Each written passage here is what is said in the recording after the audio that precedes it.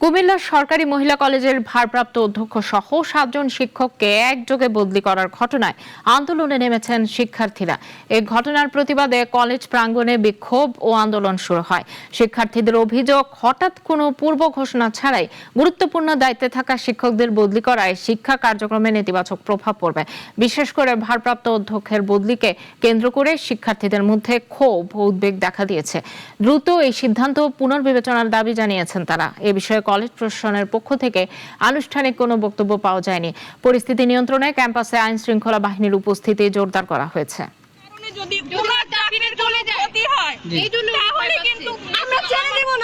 আমাদের শান্তিপূর্ণ দাবি এটাই, আমাদের শিক্ষককে এখানে বহাল রাখা হোক। এটা একটা প্রহসন যে আমাদের শিক্ষকদের সাথে অবিচার করা হয়েছে, যে আমাদেরকে সুনির্দিষ্ট কারণ দেখান যে কি কারণে বদলিটা হয়েছে। তারপরে ওনারা যদি চলে যায় আমাদের কলেজটা কিভাবে চলবে? এই অযাচিত বদলি আমাদেরকে যদি বাতিল করা না হয় তাহলে আমরা পরবর্তী পদক্ষেপের দিকে হাঁটবো, সেটা আমরা জানাই দিব।